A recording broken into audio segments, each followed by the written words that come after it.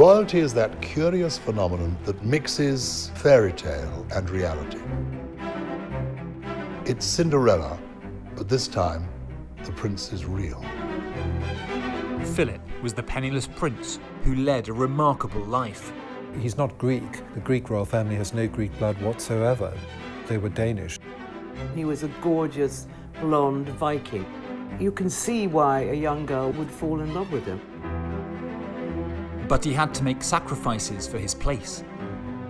Lord Mountbatten was one of the conspirators who set Prince Philip up.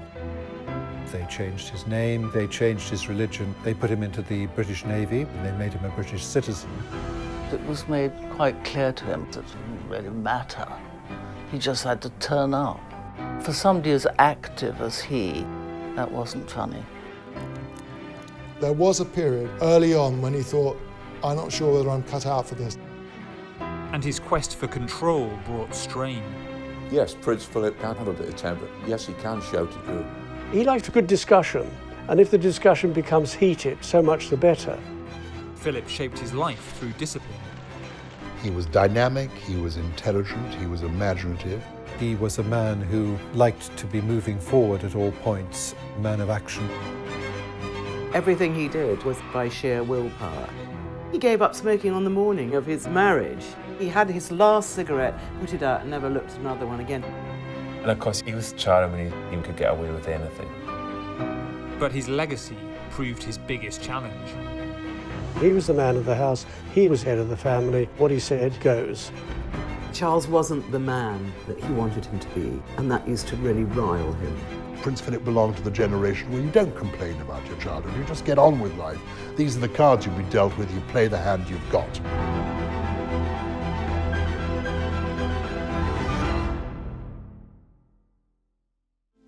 Among the first to declare himself is her own husband, Philip, Duke of Edinburgh. I, Philip, will become your liege man of life and limb, and of earthly worship. In faith and truth I will bear unto you, to live and die, against all manner of folk, so help me God. Rising, he kisses the Queen's cheek and touches the Queen's crown in token of his readiness to help her bear its burden. The thing you've got to remember about the Duke of Edinburgh is that he was more royal than anybody you're ever likely to meet. He was more royal than the Queen. Both the Queen and the Duke of Edinburgh were great-great-grandchildren of Queen Victoria. But the Queen was descended on one side from aristocracy, on the other side from royalty. With the Duke of Edinburgh on both sides of his family, he was descended from royalty. Kings, queens, kaisers, tsars, he was related to them all. Princess Alice of Battenberg, Prince Philip's mother, was born in the presence of her great-grandmother, Queen Victoria, at Windsor Castle in 1885. She was the first of the great-grandchildren to be born. She descended from Princess Alice of Hesse, who had died, so Queen Victoria had rather adopted her mother, Victoria of Battenberg. She was an unusual figure. She was hard of hearing, highly intelligent. Many of Prince Philip's qualities in terms of his interest in public service, his caring side, the interest in the environment, in spiritual matters, that all came from his mother. Her life was difficult because everything that she had held sacred was overthrown in the First World War, and her two aunts, the Tsarina and the Grand Duchess Ella, were murdered in Russia. She was actually almost completely stone deaf because her eustachian tubes were blocked. So this was quite isolating. She was a very beautiful and intelligent girl. Philip's father had an even more royal birthright. The Greeks basically ran out of royals, and so they imported the Danish royal family, and they basically became the royal family of Greece. Prince Philip was a prince of Greece, though he had no great fondness for the Greeks, he once told me, because his grandfather was assassinated. The Greek royal family were forever going in and out of exile. One of the kings of Greece said the prerequisite of being a king of Greece is you have a suitcase permanently packed. Princess Alice married Prince Andrew of Greece and went to live in Greece. She then had 4 daughters, and then much later the son, Prince Philip. He was born on the kitchen table in the house called Montrepos in Corfu. In those days, babies were born at home. I guess the kitchen table's as good as anything. The new baby was named Philippos Andrio of Schleswig-Holstein-Sonderburg-Glücksburg, Prince of Greece and Denmark. But almost as soon as he was born, things went wrong for the Greek royal family. Prince Andrew of Greece was arrested and put on trial, a show trial, accused of treason, and was due possibly to be executed. They only got out by the skin of their teeth, really. They were rescued by the British Royal Navy. They took refuge in a suburb of Paris, where they lived for the next 7 years. Prince and Princess Andrew, his parents, didn't have any money, so they had to rely on the kindness of actually one or two rich aunts, like Edwina Mountbatten, wife of Lord Mountbatten, who paid for Prince Philip's education. The heiress was married to Philip's high-flying and dynastically ambitious uncle. His father floated down to the south of France, where he ended up living with a mistress on a yacht. His mother had a nervous breakdown and ended up in an asylum in Switzerland. And for several years, Prince Philip saw neither of his parents. Certainly he didn't see his mother for 2 or 3 years. Not a birthday card, not a Christmas card, no communication of any kind.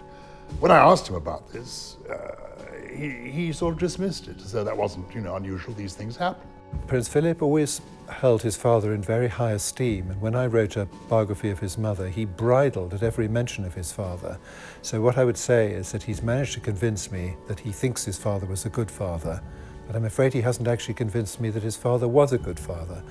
And I'm afraid his father was rather a broken man. When he was in exile in Paris, he would go down to the Ritz and have a few drinks with friends and tell a few jokes, and that's sort of how he got through life. Members of the royal family don't like being in exile. They want to serve their countries, and they feel terribly disappointed if they're not. At one point, in a draft of the book, I wrote, Prince Andrew surrendered the role of husband and father, and Prince Philip wrote in the margin, nonsense, I had a holiday of 3 days with him every summer. It's not my idea of being a good father. His father had sort of fled the family home, was a dissolute figure who gambled away what family savings there were in the casinos in Monte Carlo.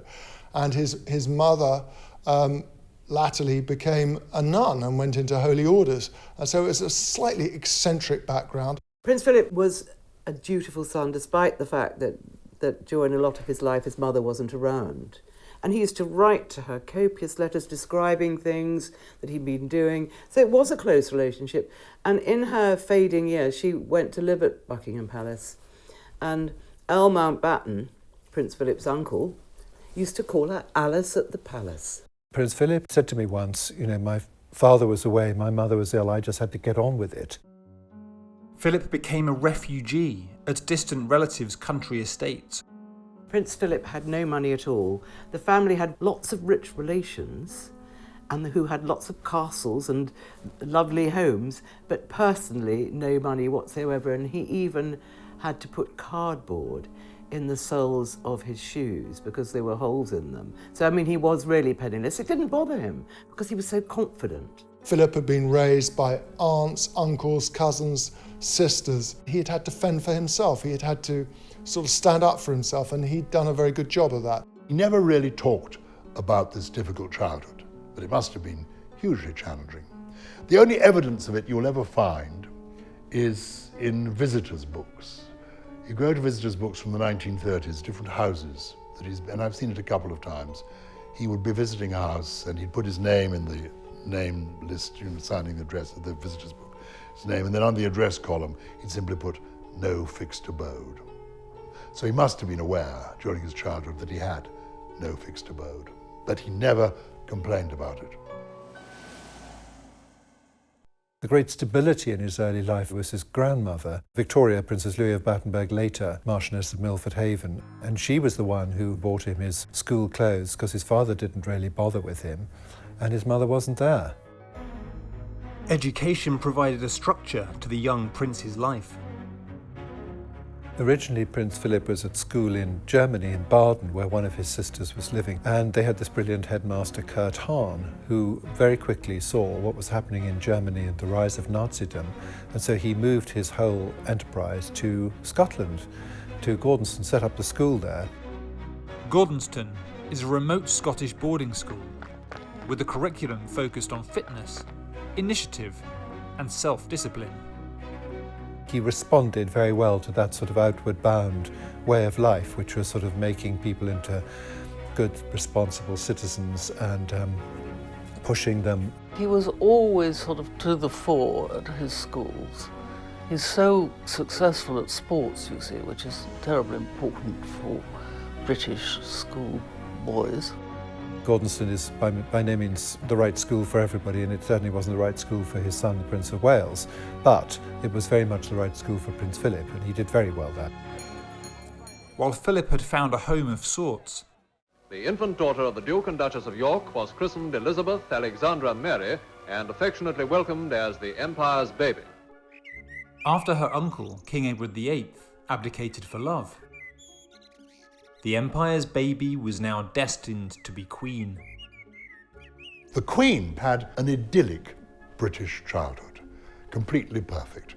Loving parents who were a loving couple, an adoring father, adoring grandparents, a close family unit, just her and her sister, Princess Margaret Rose, two young girls being brought up in London, country pursuits for them, just a perfect, small, close family surrounded by love. Her life was always set out. The inevitability of her one day becoming queen was there for her. She just followed the path.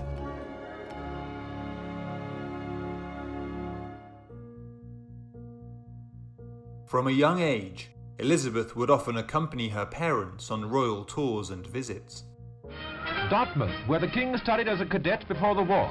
To the Royal Naval College he returns now in 1939, accompanied by the Queen and princesses. Philip was now 18 and had graduated from Gordonstoun. Despite a desire to fly with the RAF, his uncle, Louis Mountbatten, had steered him towards the Navy. The influence of Lord Mountbatten is rather interesting. Having studied a lot of the papers, I think I'm confident to say to you that Lord Mountbatten took no interest in him whatsoever until he saw the possibility that he might marry Princess Elizabeth. Mountbatten arranges that his cadet nephew join the royal party at Dartmouth. Prince Philip was charged with looking after the princesses while the king did his duty. And it was love at first sight. She was about 13. There he was, I have to say, showing off a bit and looking very handsome. Newsreel shows Philip in uniform, standing a couple of steps behind the royal family. It's the first time he and Elizabeth were filmed together. Prince Philip was funny, witty, very handsome, quite full of himself. And he was a very engaging young man, very charming, and very kind, actually. You can see why a young girl would fall in love with him. He was a gorgeous, blonde Viking. When they left later in the day, Philip urgently rowed his boat across after the royal barge, waving goodbye to them. I mean, that was presumptuous at the very least. The young pair struck up a written correspondence. You wouldn't have thought they were well suited because Princess Elizabeth had such a sheltered upbringing, and Prince Philip had this much more sort of bohemian upbringing. The royal establishment had their doubts about Philip's suitability. They weren't anti-Philip, they were anti the fact that he wasn't part of the British establishment. He might have royal blood, but he hadn't got a being. And he had a difficult family background. And I think that the King George and Queen Elizabeth felt that she was too young to make up her mind, and perhaps they would have preferred a sort of rich English or Scottish aristo than a penniless prince. Prince Philip put his foot in it straight away when he arrived up at Balmoral to meet Princess Elizabeth's parents, King George VI and Queen Elizabeth. And he walked into the room and actually did a curtsy because he was wearing a kilt. And he thought that would endear him to his future parents-in-law, but in fact they didn't think it was at all funny. The courtiers were not friendly. They thought that he was ignorant, they thought he wasn't properly educated, i.e. he hadn't been to Eton, which is, the thing for the courtiers. He told me when he went to stay at Windsor Castle, There was a flunky taking him to his room and showing him the way, and he said rather impatiently to this flunky, "I do know the way, you know, my mother was born here." They thought he was a bit of a rough diamond, basically, and of course he was a foreigner. His sisters were very Germanic.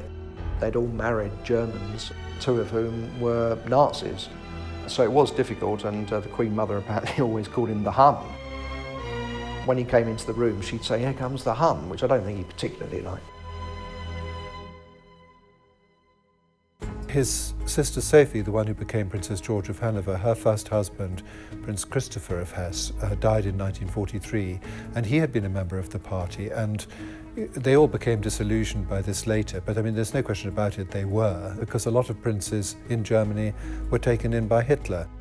Cecile was living in Darmstadt and married to the Grand Duke who had literally just inherited the title, and they were coming over to England for the wedding of his brother to Margaret Geddes, and unfortunately the plane hit a chimney in the fog at Ostend and everybody on board was killed. So Prince Philip was called into his father's study, and I remember when I first started working with people in his office, they said one thing you should know about him is this awful thing happened, that he desperately minded about his sister, and even more so because she was pregnant at the time. And I mean, the little baby was actually born in the trauma of the accident. And so he then travelled out with his father to Darmstadt, to the funeral, and you know, there were just rows of coffins. There's no question about it that there was a lot of Nazi influence in Darmstadt, but you obviously can't put that at Prince Philip's door at all. I mean, he was there because he was attending his sister's funeral, but he will have seen that and he'd have been very well aware of it. But it was very difficult for him, and of course, when he was marrying the Queen, so some of the stuffier courtiers were very much taking the idea that, you know, I mean, he was basically German. Having German connections was about to get extremely undesirable. Now we are at war, and we are going to make war until the other side have had enough of it. Philip was a very good sailor. We saw him in naval service from 1939. He served in both the European theatres and the Far Eastern theatres of war. Serving on board HMS Valiant in the Mediterranean, Philip made his mark during a nighttime attack on 3 Italian cruisers. He fixed a searchlight on the bridge of an enemy ship and held it steady until the battle was won. It was Britain's greatest victory over the Italians at sea. He served with great distinction. He was in Mediterranean home waters. He served Cape Matapan, was mentioned in dispatches, and he also served in the Far East. So when people kept talking about VE Day, that meant nothing to him because he still had to go on serving till the whole thing was over, and the war in the Far East was also over, which was a little bit later. While Elizabeth waited patiently for her pen pal Prince, Philip received a mention in dispatches and the Greek War Cross. Prince Philip had a heroic war. He was a young man, and I think he enjoyed the war. He certainly did his stuff during the war. Officers who knew him at the time, but men who served under him, they really liked him. They reckoned he was a good leader and a good bloke. So he had a distinguished naval career. And he expected that to continue. Philip's heroic actions had not gone unnoticed back home. Neither her parents nor the girl herself desired that she should live a sheltered life. She was rapidly approaching womanhood. A rare self-reliance was evident in her bearing. During the war, Princess Elizabeth had a picture of him on her mantelpiece, and her nanny actually said to Princess Elizabeth, "You shouldn't really have that there, otherwise people will start talking." So Elizabeth went away and came back with another photo of Prince Philip with a beard and said, "There we are, I don't think anyone's going to recognise that." Victory brought a chance for the now 20-year-old Elizabeth to reconnect with Philip. After years spent housing his nephew, Lord Mountbatten accelerated his plan for the now anglicised war hero. His uncle became extremely interested and set Prince Philip up.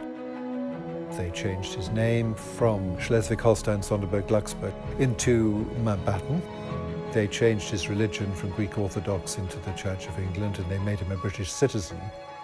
Lord Mountbatten certainly promoted the marriage as far as he could do. and he became much closer to Philip than he had been. A delightful royal occasion was the wedding of Lord Mountbatten's daughter Patricia, whose bridal attendants included both the princesses. At the church door, Prince Philip of Greece, now Lieutenant Mountbatten, lends a hand with the Kirks. Philip was essentially a part German princeling, and there was resentment and unhappiness about that in the country, and clearly it affected the royal family too, and they were worried about a union. They'd had to shore up their own, the monarchy here, their own throne, only a generation or so earlier because of the overthrow of the Tsar in Russia, and they didn't want anti-German feeling to erupt again because of Elizabeth's choice of husband. Lord Mountbatten saw the danger of Lord Euston, later the Duke of Grafton, who was a Grenadier Guard. He was a great friend of the Queen's. It's always said that Lord Mountbatten got him a double promotion and sent out to be ADC to Lord Wavell in India, which very conveniently got him out of the way. They loaded the gun for him and they left him to pull the trigger. They couldn't force him to do it. The king initially refused to allow the couple to get married. However, the steely princess threatened abdication if she didn't get her prince. The number of women that swooned over him, because he was a good-looking young man and he was a dashing naval officer.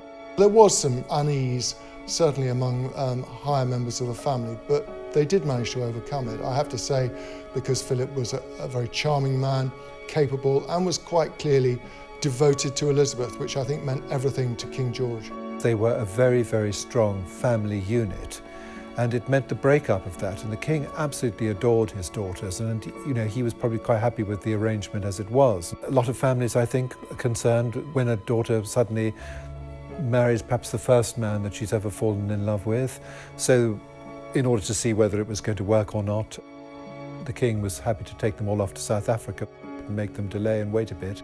But after that, he realized that it was going to go ahead, and it did. After waiting a year, the public announcement of the engagement went ahead. I am so happy that my future husband is by my side. The general public were thrilled. It was the austere war years.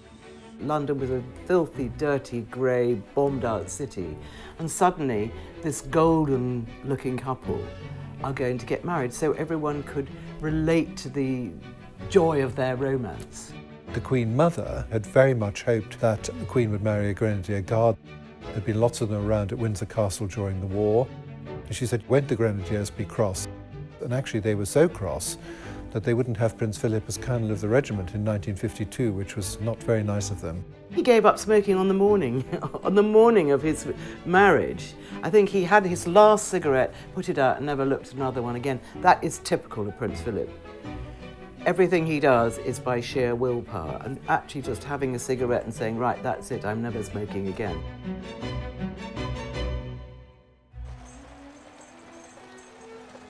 The wedding was a moment of great colour. I mean, it was still a service dress uniform occasion, so it was no sort of red tunics or anything like that, and rationing was still on, and it was not so easy, but nevertheless it did give everybody great hope for the future. None of his three surviving sisters were invited to the wedding, which they minded about bitterly.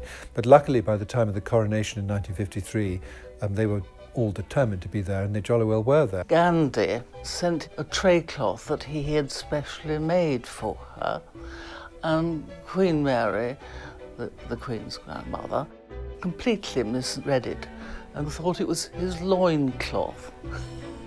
and said, disgusting thing.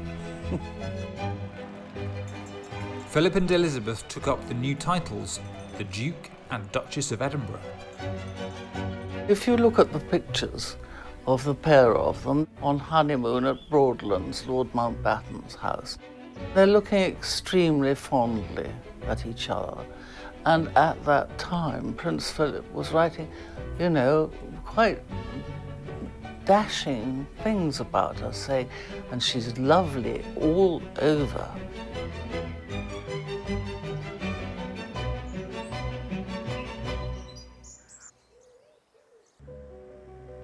Clarence House in London became the royal residence. Marriage did give Prince Philip great stability, despite his denials and saying he was fine. It gave him a home for a start. It gave him a home. It gave him somewhere he could be around his friends. Despite the difficulties, Philip grew into his new role. In between a whirlwind of naval duties, diplomatic efforts, and charitable engagements, the couple had 2 children, Charles in 1948 and Anne in 1950. He had to curb a lot of the things that he was thinking or what he would like to do until such time as the Queen came to the throne. He was able to do very much more after that. During the early years of their marriage, Prince Philip was in the Navy, so he wasn't exactly a house husband, but he took charge of the children. Obviously they had nannies, but the Queen was busy with affairs of state. She was 26 years old. She had two young children, and Prince Philip made the decisions as far as the children were concerned. It was very much like an old-fashioned marriage where the man is deferred to because that's how the Queen was brought up, and so obviously that's the way she's going to be. He really liked the idea of bringing up the children. Throwing Prince Charles into the swimming pool at Buckingham Palace. They had this wonderfully happy time, which Prince Philip was quite often in Malta. The Navy was in full swing there, and the Grand Harbour had all wonderful ships in it, and there were polo matches and dances at the Venetia Hotel. The Queen's always said Malta was the only place, other than England, that she could call home. She could drive around in her little car, she could go shopping, she could go to the cinema, she could go and watch Prince Philip playing polo. It was a place where they were very relaxed and where they could really be as normal a young family as possible. But the simple life didn't last. Whilst Philip and Elizabeth were on a tour of Kenya, the king died suddenly. From Sandringham, the Queen Mother spoke to her daughter on the telephone. Here lay the body of the beloved king, whom death with cruel suddenness has taken from our midst. The high and mighty Princess Elizabeth Alexandra Mary is now, by the death of our late sovereign of happy memory, become Queen Elizabeth II, by the grace of God, Queen of this realm. Elizabeth was now queen. According to his equerry, Michael Parker, who happened to be on the trip to Kenya with them at the time, it was complete shock. He went white and he just put a newspaper over his face and just tried to absorb the enormity of it all, because neither he or the princess thought that her father was going to die. They'd expected another 10 years of freedom, of married life, before the princess had to take up the reins of the monarchy, so it was a huge shock. Their happy existence was over. He generally thought that they would carry on as man and wife, naval officer and wife, until about 1960. That turned out to be a vast overestimate. And of course, life changed considerably after that. He had to give up his career. That was a major setback for him. And he had to adjust to this new, untested role as a sovereign's partner, companion to the Queen. It was all very unfamiliar territory to him. As the Queen's consort, Philip was granted ceremonial titles. That was probably one of the biggest blows in his life that he had to face, because he hated getting any appointments which he hadn't earned. You couldn't give him anything, any honour, unless you could prove that he'd earned it. So to suddenly find himself made an Admiral of the Fleet, a Field Marshal and a Marshal of the Royal Air Force, he hated all that, and you can understand why. His uncle, Lord Mountbatten, rose to be head of the Navy. His grandfather had risen to be head of the Navy, and everybody said Prince Philip could have done it on his own merits, and he would have been. It's unquestionable that to be the consort to the Queen of England is a pretty important role, so you're not leaving the naval career for nothing. Once Queen, Elizabeth's workload intensified.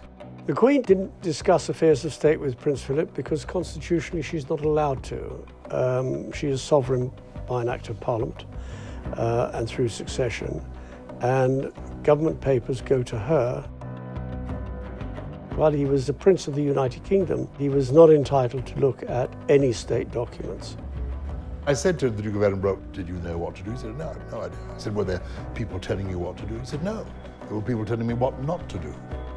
For the Queen, when she became Queen, there was a role set out. It was clear what she was going to do, because there is a role for the Queen, and she stepped into it naturally and easily. But he was then left on the sidelines. And it was challenging for him, because the Queen then had as her advisors a Prime Minister in Winston Churchill, who was an old man by then, and who had literally sat her on his knee in the 1920s when she was a baby girl, and her father's private secretary. So these two old men, as it were, and she was only 26, came to dominate the Queen, and the Duke of Edinburgh was left out. The Queen is actually a fundamentally shy woman, and having Philip at her side helped enormously. Can you imagine if you've got any degree of shyness walking into a room where all eyes are on you, hundreds of people, all waiting to see what you're going to say, what you're wearing, what you're going to do. The coronation of the new Queen brought an early chance for Philip to show his worth. St James's Palace was the meeting place of the newly appointed Coronation Commission presided over by the Duke of Edinburgh. Planning the event was Philip's first task as royal consort. It went without a hitch.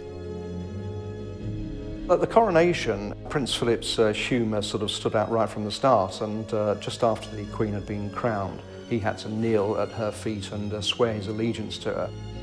And a few seconds later he said to her, "Where did you get that hat?"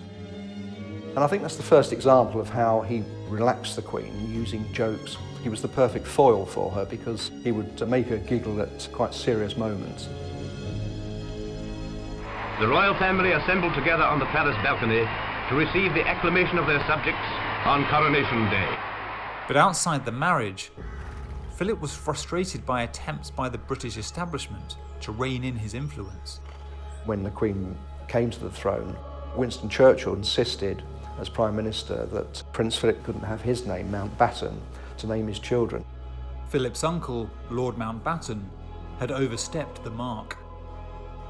So Lord Mountbatten boasted at dinner, well, the House of Mountbatten now reigns in this land, and he wasn't entirely wrong. What actually happened was that Prince Ernst of Hanover, who was at dinner with Lord Mountbatten, went to see Queen Mary and said, you know, this is what Mountbatten is saying.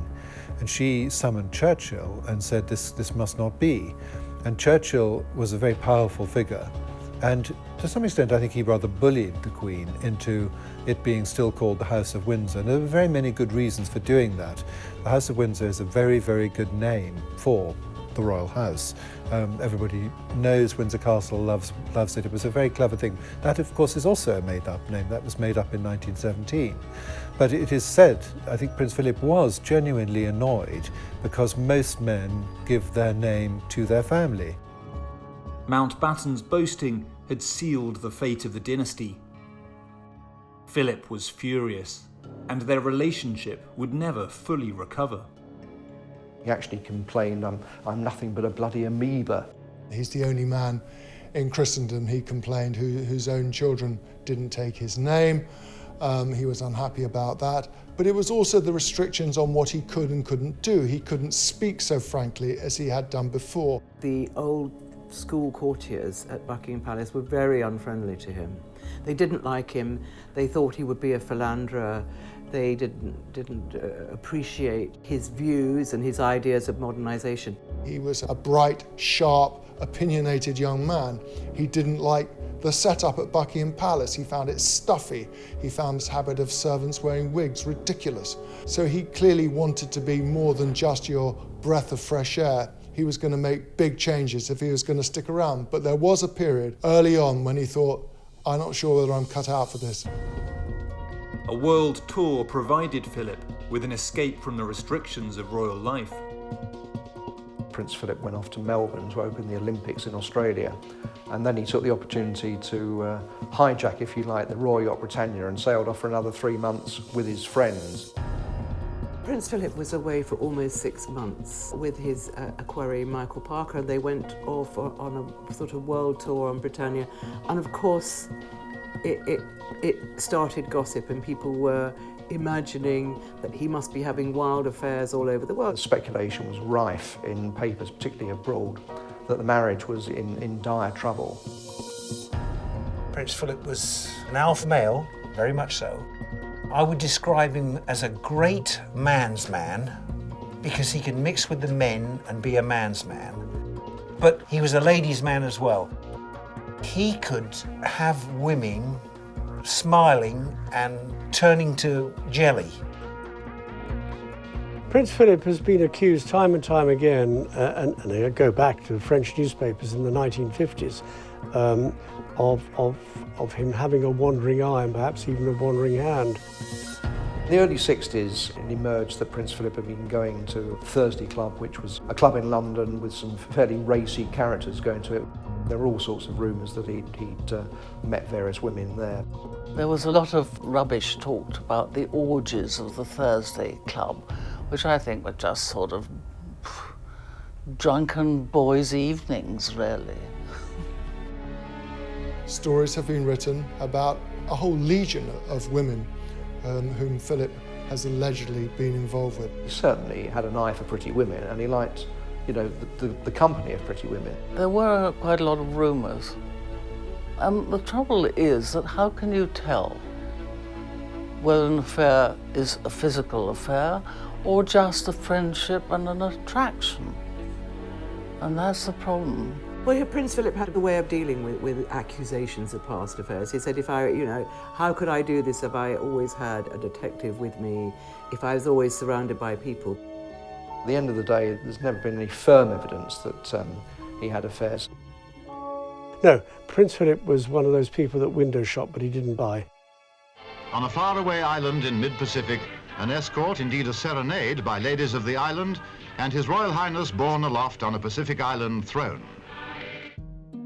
Midway through the Britannia tour, crisis hits when Philip's equerry, Captain Michael Parker, is sued for divorce. His wife alleges adultery. The rumours built up, particularly overseas. Not for the first time in the last 100 years. It was the press in America that started the rumours, much as they did about King Edward VIII's affair with Wallis Simpson. They all emerged in America. And it was the American press which ran story after story suggesting that Philip was getting up to no good while he was out of the country. Such were the rumours, and so concerned were Buckingham Palace and indeed the Queen, that she authorised the palace to issue the one and only statement about the state of her marriage to Prince Philip, basically saying all is well. But significantly, she flew out to Portugal to meet him ahead of his return to the UK. And I think that was a significant concession, if you like, to all these rumours and to show that all was well in the marriage. The Queen, assuming that he'd grown a beard while he was away, actually turned up with a false beard on to try and greet him. In fact, he'd shaved his off by the time he got there, so the joke fell a bit flat. But by then they seemed to have reconciled their differences. And then only 4 years later, Prince Andrew was born, and then Prince Edward. So that's why Prince Andrew became known as the love child, because it kind of indicated that the marriage was back on track in 1960. The experience did not endear the press to Philip. Prince Philip did not like the media and really didn't want to engage in any kind of conversation with them. So the way we always see him is as, you know, a sort of rather grumpy personality. I got on extremely well with the press. I normally do, I think. But there are certain things that occasionally which they do, which perhaps I don't like very much. He walked away as soon as somebody asks a silly question. I mean, a reporter said, "How was your flight, sir?" And he said, "Have you ever been on an aeroplane?" The reporter said, "Yes." He would, just like that. Or "How are you feeling today, sir?" And the reporter said, "Well, do I look sick?" Philip threw himself into charitable work. using his influence to further causes which he felt passionate about. Prince Philip said he didn't resent the loss of his career, but he knew he had to find something else to do. And because he's not the sort of man that could sit for 5 minutes doing nothing. What he used to do was to work out when he was required, and the Queen did need him there for a lot of things in the course of the year. When he wasn't required, he ploughed his own furrow. Prince Philip's recent tour of America helped to collect $1 million for children's charity. Prince Philip was a man who lived very much in the present. If you'd had his particular childhood, you don't spend a lot of time looking back.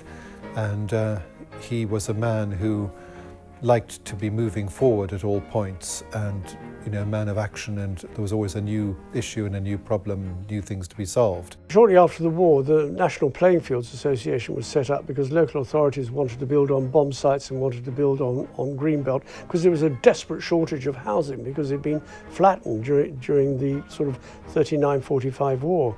And Prince Philip put his foot down with Kurt Hahn, who established Gordonston, said, no, children must have space to run around, must have space to breathe. And that's why we have so many open spaces and parks and greenbelt throughout the United Kingdom.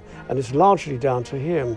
And, people don't know about it. It had been the first national charity that he became involved in when he became engaged to Princess Elizabeth back in 1947. And what surprised me when I turned up at the offices was to find, A, he was the president and he was there, and B, he found somebody very committed to the task in hand and extremely hands-on. He was interested in psychology. He read a lot of Carl Jung, the Swiss analytical psychologist. Jung taught that the happy people in this life are outward-looking, not interested in themselves, interested in other people and the world around them. Science, nature, art, the world beyond themselves. Philip had real reservations about people who spent time brooding about themselves, thinking about themselves, hugging themselves, being kind to themselves. Didn't have much chuck with any of that. He had a great deal of interest in physical fitness for young people. He once said that he was worried that kids in future would only have to bother about lifting a knife and a fork. And this was decades before we started to get worried about obesity. The Duke of Edinburgh's award scheme has touched the lives of millions of people. It teaches leadership, and then they have the ability to earn various certificates.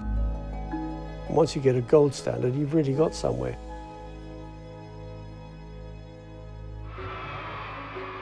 He was the first royal person to talk about overpopulation. He talked about conservation. He knew that there's certain species, were going to die out unless they were preserved. Prince Philip was president of the Worldwide Fund for Nature for many, many years. He could go to any country in the world and get access to the head of states. The work he did with conservation over the years was amazing. He also alleviated the burden of the Queen from running the royal estates. He did all that for her because he realised that was somewhere where he could help her a lot.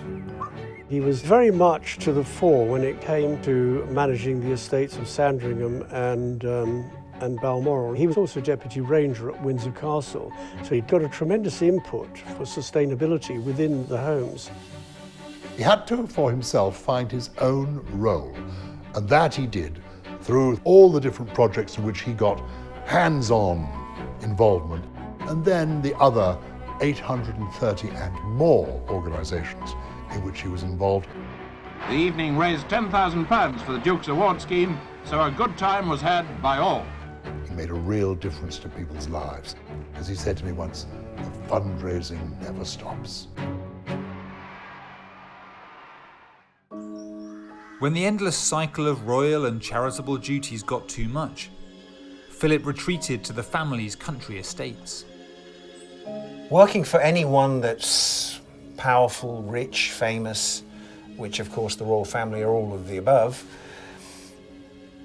they have two lives. There's their work and there's their pleasure. And I was very, very fortunate because I was part of His Royal Highness' pleasure. I started off at the bottom of the ladder and worked my way up to the private coachman to His Royal Highness the Duke of Edinburgh.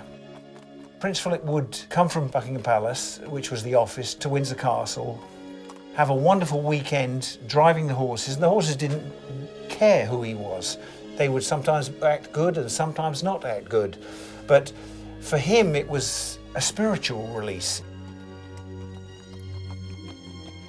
He enjoyed the fact that just because he told the horses to do something, they didn't always do it. I think it was his therapy, personally. But Philip wasn't satisfied with a gentle trot. 3, 2, 1, go!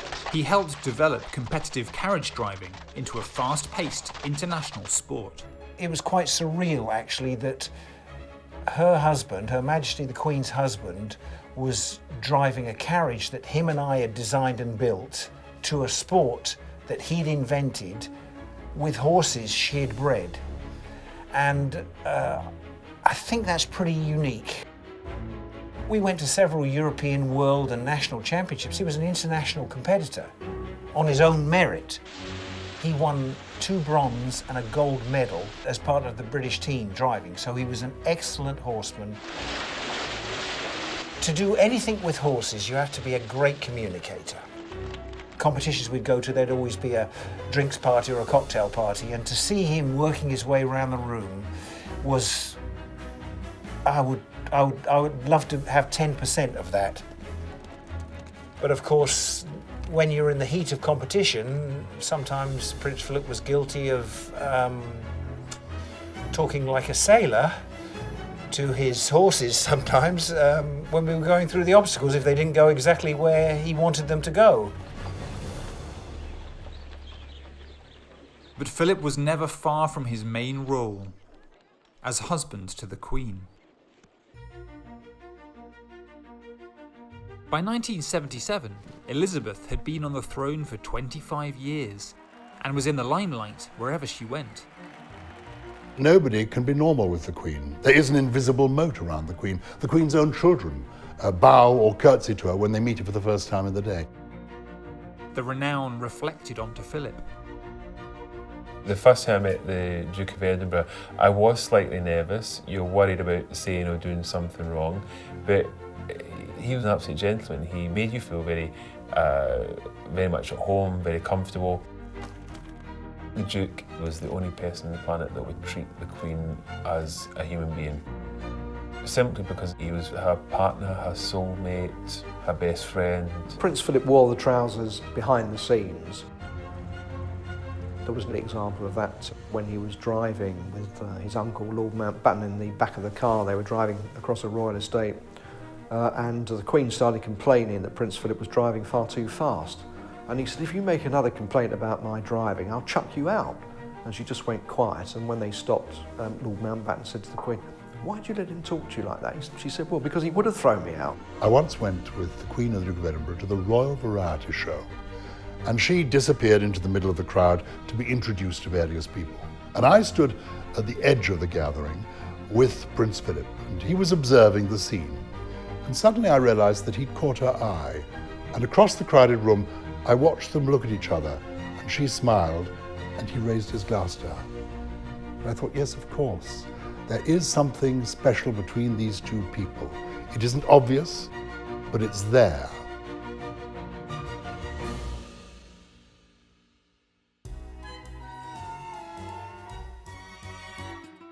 Philip played up to his role as a representative of Her Majesty. He enjoyed looking the part. He always dressed immaculately. He was conscious of what he was wearing. Whenever we turned up for an event, he would always be wearing the correct tie. He always had a handkerchief in his pocket at exactly the angle, the same line that his father used to have. He comes from that era when men did dress very smartly. You would never see him out and about without a shirt and a tie and a jacket. They were around in the days of, let's say, the old Hollywood. Even though they were never classed as celebrities, you would see them at these different events. White tie, black tie, lounge suit. They always looked immaculate. So impactful was Philip's style that to some, he attained a spiritual status. There's an island in the deepest part of the Pacific Ocean where locals worship Prince Philip as a deity, as a god. It's the one place on earth where he is senior, if you like, to his wife, because everywhere else, she's the sovereign, she's the queen, he's the man 2 steps, 2 paces behind or so. And here, he is the godlike figure who they worship. They venerate him as a god. What was interesting when I raised this with him, he said, I don't want to talk about that. And I said, why not? He said, because, you know, you just want to make fun of these people. You want to make, it's a funny story for you, a picture of these native people with a picture of me in their boat. As though it's not, can't we respect people's traditions, whatever they may be? Indeed, they even very kindly sent him a penis gourd at one point and got a letter back. When the palace was asked whether Prince Philip was going to wear this, the answer came back from the courtier, we are reluctant to commit His Royal Highness.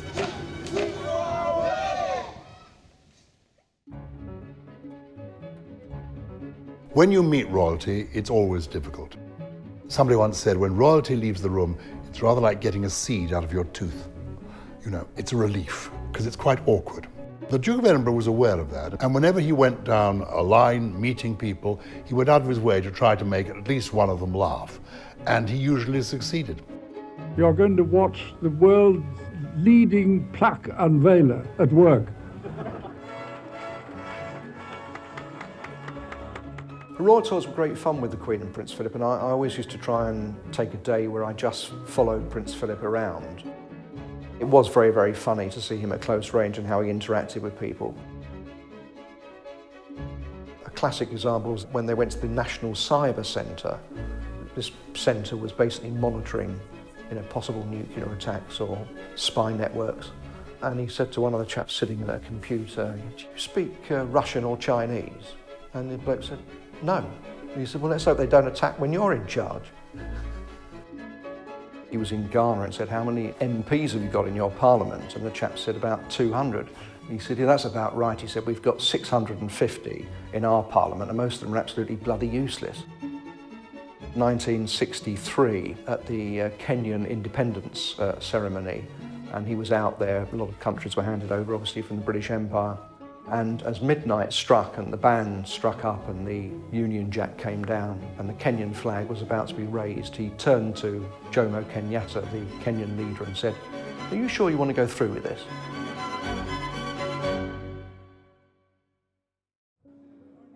But the jokes didn't always land. He occasionally got into trouble because he wasn't particularly politically correct. He just spoke as he found. He was easy with people. He tried to keep the conversation going. So he makes the odd remark. And occasionally they would go adrift. He once said to me that it always made his heart sink if he saw he was going on a foreign trip and he saw the British press were going to be there, because he knew they'd spend the 4 days of the trip just waiting for him to make a gaffe, and that would become the story. What I liked about him was that when he'd done one of these so-called gaffes, he never ever apologised for it. If you saw him the next day, he would just carry on as if nothing had happened. Before having a conversation and somebody pokes one of these at you with a tape recorder behind, or one of those long listening devices, so you can overhear a conversation 20 yards away, you get a bit anxious. He argued that we in the media have got this all wrong, that all he is doing is breaking the ice. He always wanted to get a rise out of people, and he'd like to make them laugh. Sometimes it could be offensive. You had to know his ways. I remember thinking, whatever he says, he doesn't really mean it. He's just it's just his manner. The great thing about the Duke of Edinburgh, there isn't really any kind of myths or anything out there that people say to me, is this true or is that true? Because what you see is what you get. That is the reality with him. There was that quote that you suggested to a chap with one of these things, how he might dispose of it during the private conversation. I'm delighted he took it down. I hope he did it. He was probably the last man who could get away with politically incorrect jokes. I think a lot of people admired that. What's interesting about the Duke of Edinburgh is that he wasn't particularly concerned as to whether the public liked him or not.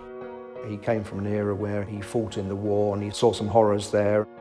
He thought that most people in the modern era a little bit too sensitive, and therefore, they're a little bit too sensitive to criticism. And he certainly wasn't that. He'd take on board any criticism and just brush it off, and he accepted that that was part of the job. When he went to Canada many years ago, he actually said openly, if you want us, we're here, we'll do our bit, but if you don't want us, just let us know and we'll go away again. He said, people seem to think the monarchy is there for itself. The monarchy is not there for itself, it's there for the people. And if the people want change, then they can have change, they can vote for it, because that's what democracy is all about. Perhaps it was a little bit unfair to concentrate sometimes on his witty one-liners and not the immense contribution that he actually made to public life. The global attention necessitated a level of protection. Prince Philip tolerated police officers, and he liked his freedom, and obviously he never had protection until he got married to the Queen. Then he had to put up with it. Like it or not, security was important. In 1979, Lord Mountbatten, now Prince Charles's mentor, was killed by an IRA bomb. When we were at Sandringham and Balmoral, if you wanted some free time, we would step away. And at the end of the day, if Prince Philip was going to get in his car and drive off with a protection officer, there's not a lot you can do about it. Prince Philip was really not that security-minded. He's a strong, healthy, vigorous man. If you had something interesting to talk about, like carriage driving, I always just say, well, can I come with you? Because I'm interested in carriage driving. I'm not coming as the bodyguard. And you sort of allowed him to go that way. Equally, there were other times when I could go to him and say, sir, you really need a policeman with you today. Philip was often required to adapt to security concerns. Most weekends when we were driving, he would say to me, we have a guest this weekend. One day, he said to me, we're taking Mrs. Reagan on the carriage. President Ronald Reagan and the First Lady, Nancy Reagan, were in the UK for a state visit. But security was tight. Prince Philip came out for a drive. He said, bloody woman. I said, what's happening? He said, oh, we've got to have Secret Service men riding on the carriage. Security man had a suit that was 2 sizes too small and no neck, just a head put on top of his shoulders. We get on the carriage and we drive up. The Queen and the President was riding 2 horses from Canada. We finished up at this area. You drive between these plastic cones that are about 6 inches wider than the carriage. And of course, we're driving by them. And she said, oh, what are these? Oh, I'll show you, he said. So we then trot on, and we started trotting around these cones. And I looked up, and there's the Queen and the President, and I'm thinking, all this security, and we're going to kill the President's wife driving through the cones.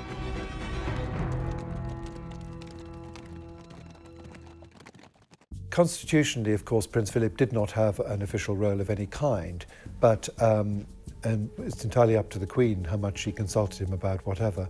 On private family matters, of course, she deferred to him as any wife would of that generation. Philip was the head of the family. That was Philip's role, and the Queen pretty much made that clear from when they started having children, that Philip's role would be inviolate. As eldest child, Charles would one day be king. Prince Philip was very close to his daughter Princess Anne and Prince Edward. He was never particularly close to Prince Charles. Charles wasn't the man that he wanted him to be, and that used to really rile him. I once asked the Duke of Edinburgh about his relationship with Prince Charles, and I said, to me, sir, you both seem so similar. I mean, you walk the same way, you talk the same way, you share interests in all sorts of things that are similar. You know, young people, nature, the environment. He stopped me, he said, no.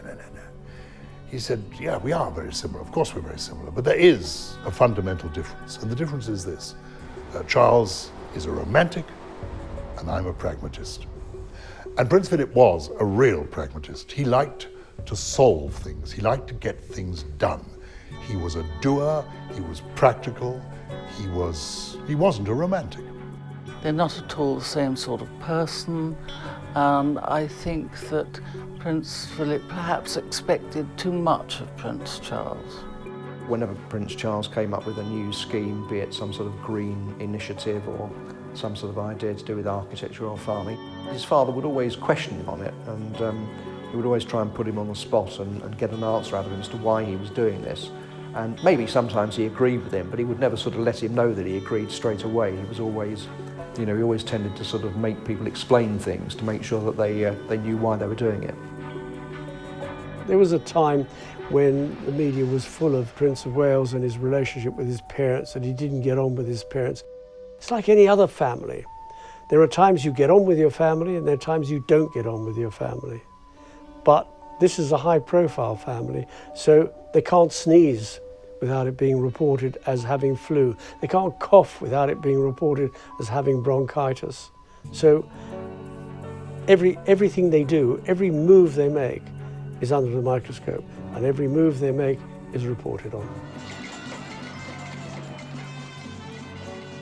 Prince Charles went through a period of being a bit sorry for himself. He cooperated with a biography in which he talked about, as a small child, feeling lonely in his perambulator. And I think Prince Philip would have found that sort of thing disappointing to read about. And it wouldn't have made much sense to him either, because he belonged to the generation where you don't complain about your childhood, you just get on with life. These are the cards you'll be dealt with, you play the hand you've got.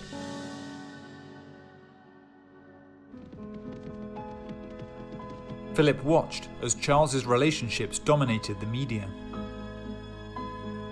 The arrival of Diana Spencer brought more attention. At the beginning, I think Philip possibly had the easiest relationship with her.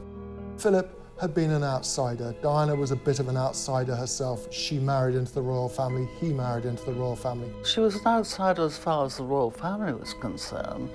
She wasn't an outsider as far as grand English life was concerned, because she was the daughter of an earl.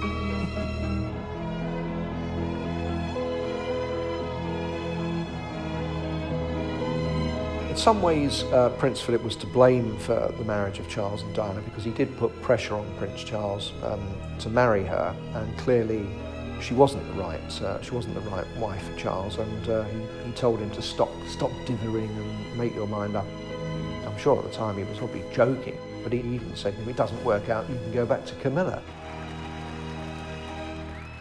With Charles and Diana married, and before long, parents to another future king, William, the royal family's prospects seemed assured. Even the Queen and Philip's second son, Andrew, had settled down. Andrew was hard work, the Queen's favourite, but in many ways a spoiled child. A successful serviceman, he made a great career in the Navy. And then Fergie came into his life, and they were thrilled. I mean, they were delighted. Sarah Ferguson had aristocratic ancestry and a promising career in PR. Philip approved. He had initially taken to her greatly. I mean, he thought she was marvellous. I mean, like the Queen, they were astonished that anyone wanted to take Prince Andrew off their hands. But Andrew and Sarah's relationship soon ran into trouble and became front-page news when she was photographed sunbathing topless while having her toes sucked by her financial advisor. When the toe-sucking fiasco erupted in that summer of '92, Philip was utterly furious. I mean, he thought that she had brought great shame on the royal family. And he let his feelings be known quite obviously. It wasn't just the toe sucking, I mean, it was the whole collapse of the marriage, her inappropriate gestures she did, her largesse. She spent lots of money, she always seemed to be buying things, traveling first class, doing unroyal things in a slightly undignified way. He really didn't want anything more to do with her, and if she walked into a room, he would walk out. And it got to the extent where Fergie would only be welcome in royal homes when Prince Philip was away or not present. And their relationship never really recovered. Andrew wasn't the only son with a troubled relationship. Charles and Diana were struggling to reconcile a life of royal duties with a 12-year age difference. Prince Philip and Princess Diana got on really well, actually. He had a great deal of sympathy, and I think that he disapproved of how Charles behaved to Diana. And he'd write nice letters to her, describing himself as Pa and the Queen as Ma, and supporting her. There was a lot of stuff about how royal duty interferes so much in a royal marriage, quite unlike any other marriage, and he was trying to be sympathetic and helpful. The marriage of the heir to the throne was important. It was important to the country, to the monarchy, and to the Commonwealth, that he felt he should get involved if he could. I've read the letters that he wrote to the Princess of Wales, and I've read her replies, and they are very good letters on both sides. They're very moving, particularly since we know what eventually happened. But he was really trying to engage with her and to find points of contact, and saying things like, you know, you both like the opera, why don't you try and go to the opera together a bit more, that sort of thing, all sorts of things like that. I said to her at the time, I said, well, these are very helpful letters, they're supportive letters. And she acknowledged that they were, but she said that at the time she received them, she found it hard to accept that they were being offered on that basis. He gradually became more and more annoyed with her. He said to her, Diana, you must remember it's not all about you. You're part of us, and it's about us as a whole. At the end, Diana said, I hate Prince Philip, I hate him. So she took really against him. Philip was not often in a position where he didn't get his own way. Diana told me that he shouted at his staff, and she told me that she told William and Harry, never ever speak to people that work for you like that. But I think Prince Philip had a very loyal band of old retainers. If he tore a strip off somebody in his office, he'd go in later in the day and say, could you just look through these papers for me? And you'd realise that, okay, you were on track again. If I made a mistake, or what he thought was a mistake, I could say to him, well, hang on a minute, so we did that because of ABC. And sometimes he'd accept it, but other times he would say, well, you could have done that better. And you'd say, yeah, fair comment. But you could argue the point. Did he like a good argument? No, he liked a good discussion. And if the discussion became heated, so much the better. I wouldn't go as far to say argument and it becomes a shouting match. It's a good discussion, a good debate. Despite Philip's debating skills, and with all the pressure, Diana declared war. Prince Philip kept saying to the Queen, Lilibet, you have to do something about Diana. This is when they were at the height of the War of the Waleses. And the Queen kept thinking if she didn't do anything, it would go away. And Prince Philip kept saying, you've got to do something. So he was chiding her. When the Queen is dealing with political situations and things, she will take advice and act on it. And so there are two different people. One is, what should the Queen do, as opposed to what would the person inside the Queen like to do. He did write a letter suggesting that they could lead separate lives and carry on with their duties. But unfortunately, that wasn't the view taken by the couple. Princess Anne was the first of the royal children to battle it out through the divorce courts with her tank-driving husband, Captain Mark Phillips. Divorce is a matter of great sadness, and for the royal family to have 3 marriages go wrong, it must have been profoundly shocking and deeply disturbing for them. I think Prince Philip's viewpoint would be, if they can't make it work, it's better that they are out of it rather than their destructive publicity affecting the monarchy. But nothing could prepare the palace for what was to follow.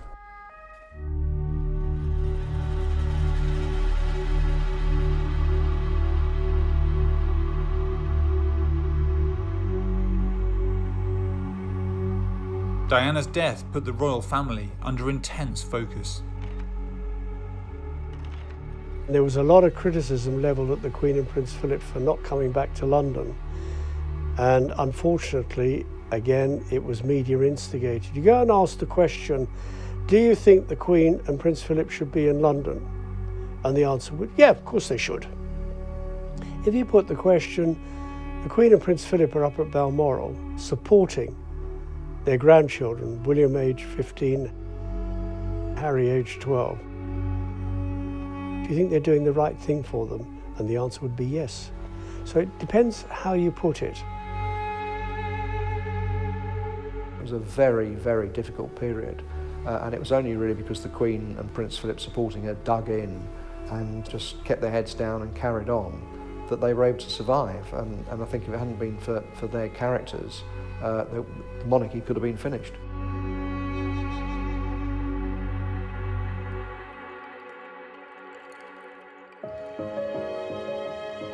Just a few months after Diana's death, Philip and Elizabeth celebrated their 50th wedding anniversary. I think that the main lesson that we've learned is that tolerance is the one essential ingredient of any happy marriage. And you can take it from me that the Queen has the quality of tolerance and abundance. After half a century as the Duke of Edinburgh, Philip had developed many hobbies for the Queen to tolerate. There were so many things. Science, technology, all those things he was interested in. Industry. I mean, it's endless. The arts as well. Pictures. He had a huge collection of pictures he was buying. He was an extremely knowledgeable ornithologist. Prince Philip has written over a dozen books. He's written about conservation, he's written about science, he's written about carriage driving and managing estates. He was fascinated by comparative religion, and he had friends who were Buddhists, who were Muslims, who were Jewish people. He went to the Vatican for a private audience with Pope John Paul II. But he wouldn't want to talk about that in public. That wasn't his style. He did study religion very deeply. He's got a collection of about 600 books on religion. In fact, he published 3 books about faith and the environment. Nobody reads them. They're too complicated for people. He was a voracious reader, which Sophie Wessex, Prince Edward's wife, told me not too long ago, that he was constantly reading, and even well into his 90s. He also used to take the UFO monthly magazine. Yes, he did. Philip didn't limit his interests to academia. He kept himself very fit indeed. Exercises, stretching exercises, he went swimming. He did his own version of the Atkins diet, he didn't eat too much, not too many carbohydrates. He was good on that sort of thing. Moderation in all things, he didn't drink very much, but he could mix a mean gin and tonic. He drank a little bit of beer. He was very self-disciplined, actually. When he was a young man, he would run round the garden at Windlesham Manor, wearing sweats and a lot of jerseys, which was what people do now. And then it used to make the Queen laugh. She said, "Why are you doing this ridiculous running in all those clothes?" He said, "Because I want to sweat it off." Flying was one of the great passions of his life. He went on flying from being a young man in his 20s through to being in his 60s. He went on flying. He flew as much in his lifetime as somebody in the RAF would have done. I thought that if I knew how to fly, I might begin to understand some of the demands on and some of the difficulties of pilots, whether service or airline. The Queen's flight upgraded from a turboprop to a jet aircraft. So he said to me, I can't drive too much over the next couple of weeks, I've got to upgrade my licence. Now this is the Queen's husband, he's learning to fly a jet. So he had to take a helicopter from the East Terrace of Windsor Castle, fly to Brize Norton, jump in a jet, fly that, fly a helicopter back. After about the 3rd day, I said, "How do you do this, sir? I mean, I know driving 4 horses isn't simple, but here you are driving 4 horses, then flying a helicopter, which is, not that I know anything about flying a helicopter, but it's not like flying a plane, and flying a plane is nothing like that. How do you get it all in your brain?" He said, "Funnily enough, it's all very similar. you're at the mercy of the elements, and you can't control the wind, you can't control updrafts, you can't control downdrafts. You have to kind of go with the flow. And of course, if I was to describe him in one word, he kind of goes with the flow as long as it's in his direction. Prince Philip would fly the aeroplane, and when it got to his cruising height, he would come back and sit with us and do his paperwork. But of course, he would leave his captain and co-pilot on the flight deck. I remember once we were doing a trip, and the Worldwide Fund for Nature lady with us didn't realise there were other pilots at the front, and she spent the entire flight watching the altimeter in the cabin, worried that Prince Philip wasn't going back on the flight deck. We let it get down to about 1,000 feet when she was really panicking before he went back and took over the controls.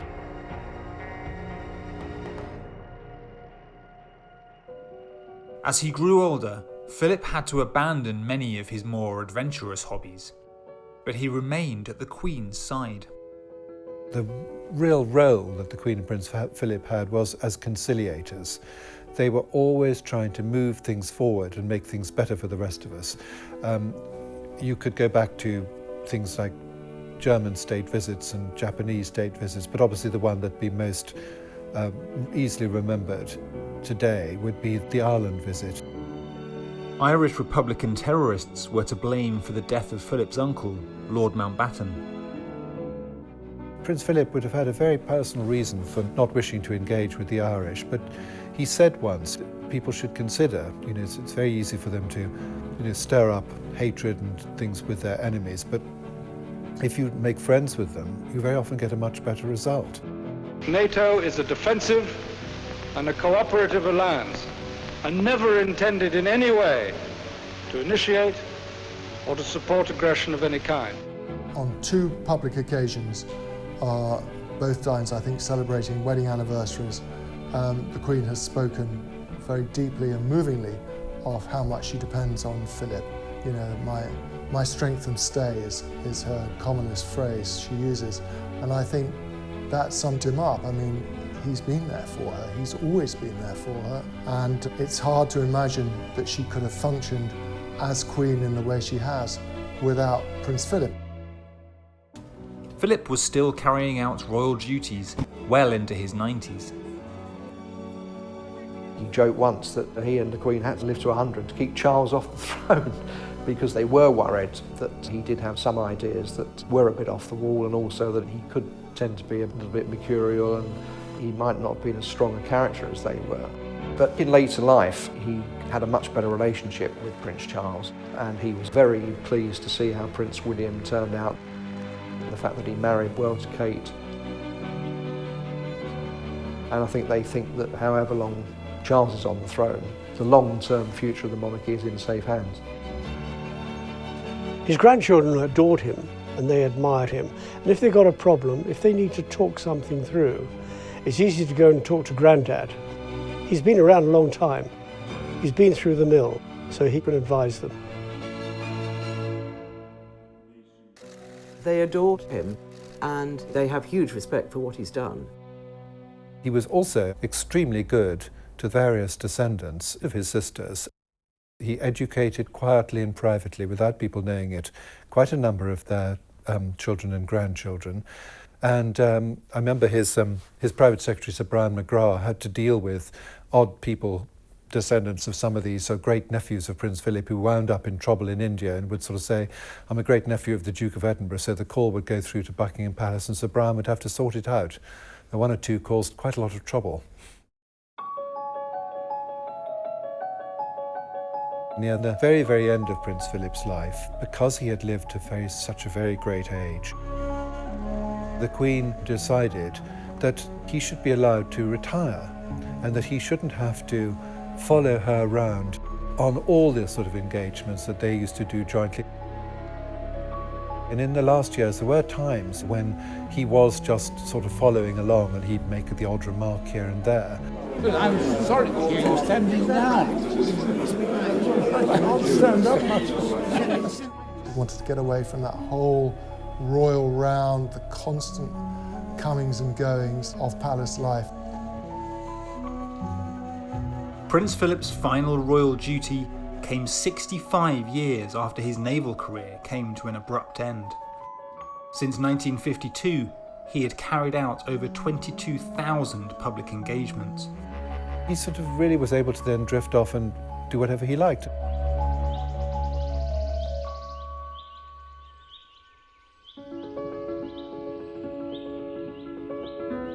He moved to Sandringham. He was living not in the great big house, but a wood farm, which is a fairly modest farmhouse on the royal estate. It's a property that personally belongs to the Queen, and the Queen and the Duke of Edinburgh do very much treat it as one of their private homes, and it's got a lovely feel about it. It's very cosy. He was much happier sitting with a few staff to look after him, a footman, cook, not many people, a companion or two came to stay. And he spent his days pottering around the garden, painting, reading, catching up with correspondence. A long time ago, when Queen Elizabeth, the Queen Mother, turned 100, I said to Prince Philip, would you like to be 100? He said, oh God, no, I can't imagine anything worse. He was then, I suppose, in his late 70s. His bits are falling off already. He said, oh, I can't imagine anything worse. I certainly don't want to live to be 100.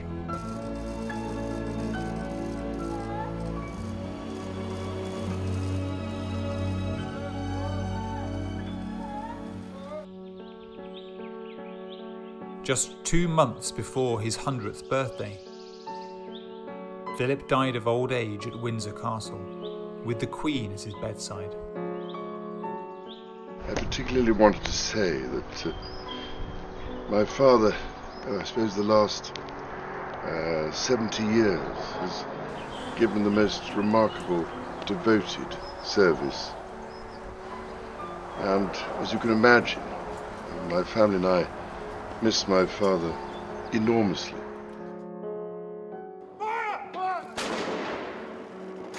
At the funeral, his coffin was carried by a custom Land Rover, designed for the purpose by Philip himself. Due to the ongoing COVID pandemic, the Queen had to sit alone.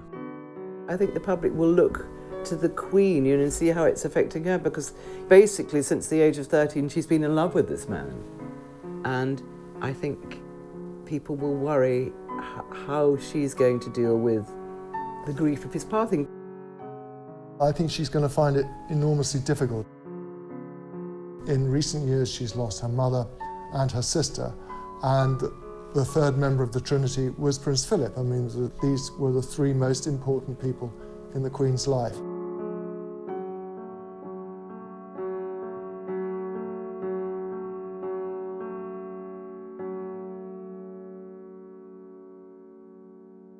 The Duke of Edinburgh told me that, I said to him, what would you like your epitaph to be? Well, he said, I don't know, did my best to keep the show on the road while I was here.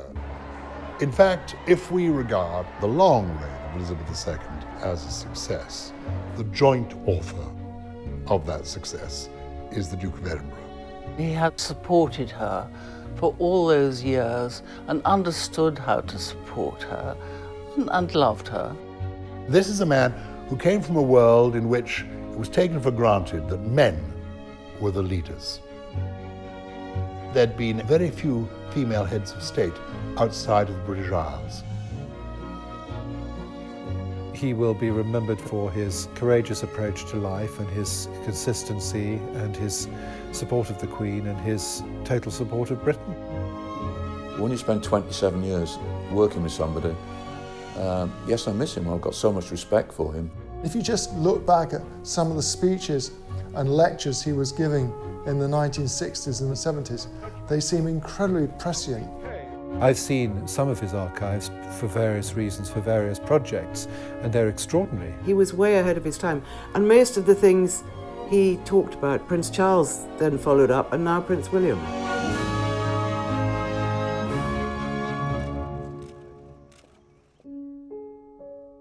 From his start as a penniless prince to war hero, consort, and family man, Philip shaped his own legacy.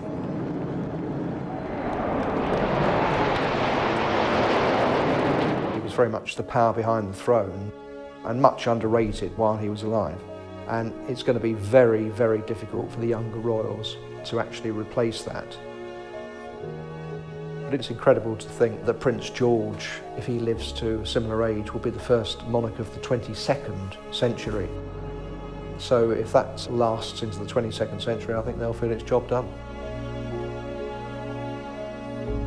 We have a monarchy that thrives on longevity, thrives on continuity and stability, where all around us, presidents and prime ministers are here today, gone tomorrow.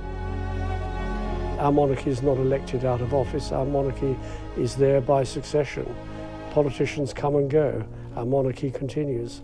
It's 1,000 years of history. It's the golden thread of our island story. And it's about kings and queens, princes and princesses, and their flesh and blood. Real people too. They are human beings like us. The Queen and Prince Philip are husband and wife. But they also are the Queen and the Duke of Edinburgh. Throughout her reign, he's walking one step behind her, giving her total support. So he managed to support the Queen and do his own thing, be a dad, a granddad, husband, friend. What a remarkable legacy.